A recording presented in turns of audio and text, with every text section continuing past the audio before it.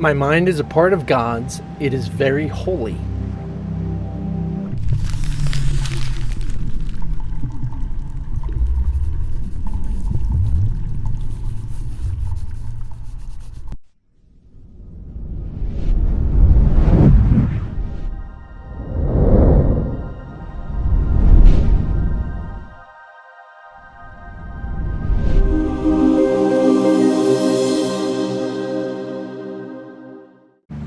This is rather interesting, I hope, because we believe so much about ourselves in different fashions, saying how we are this and we are that, and yet we don't recognize that we essentially are and have this holiness.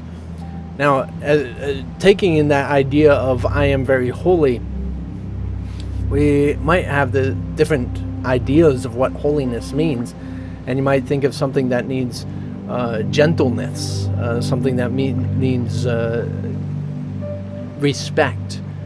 And it's something that you're going to be battling with this whole process throughout this, because essentially holiness is more so in the fact that it doesn't matter if you're gentle or rough with it, you can't harm it. You can't touch it. So as much as it, yes, demands your respect, because of what it is also the most respecting. So it's rather interesting, because as you're coming to know yourself and coming to realize what you actually are, it is a very unique process, completely unique to you. So you have to be looking within yourself. You have to be seeing all these ideas that of what you think of yourself, and it doesn't have to be quick and short like these statements. I see myself as imposed on, I see myself as depressed, just taking the variations of the things in which you see yourself as, and just recognize, even if that includes different things about being holy, if it includes things about being good, being lovely, being amazing, being totally awesome, dude, it really makes no difference. That it is still essentially ideas that you have about yourself, and that really you're more so far out, dude, than you like to imagine. Like it's what you actually are is beyond any concept of yourself, beyond any characteristic of your person, beyond any ability in which it has. And this is more so isolating the identifications in which you say you are and you think you are, and you insist that it is what you are. Say, I am defined by this, I am defined by that, I am defined. And we just want to recognize essentially that none of these things are true. But my mind is a part of God's. I am very holy. I am very holy.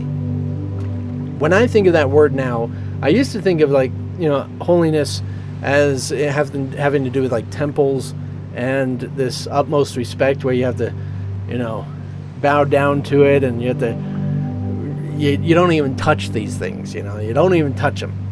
But now I think of holiness as complete,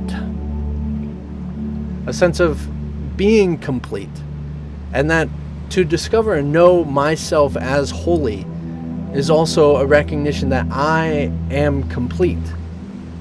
And no matter what, I might be taking a characteristic, a personality type, like in this life, this body type, but what I am is complete. So it's not really referencing to my person. I might reference to my person by saying, I think I'm strong, I think I'm good, I think I'm an awesome teacher, I think I'm bodacious. Okay, I don't know why I'm so, I think I'm a hippie and reincarnated something. Ugh. But in any case, I'm not any of these things. This is a character in which I play. This is a role in which I'm experiencing, and a thing that I'm doing in life. It's not actually what I am. So we want to discover and recognize, what is it that I actually am, right?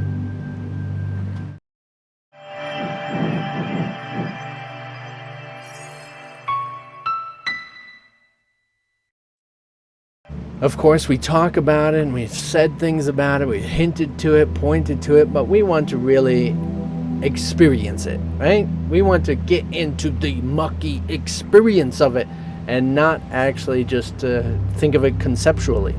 Yeah, this and yeah, that, but let's actually recognize it within our minds.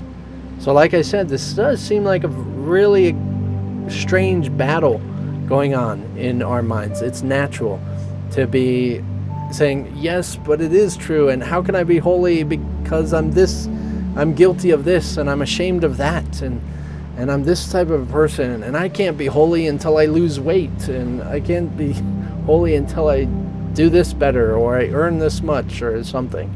We have all these different variations of things that we think are keeping us from the truth of what we are, and yet the only thing that's keeping us from the truth of what we are is our own minds. And it always is here, regardless of what you choose to do in life.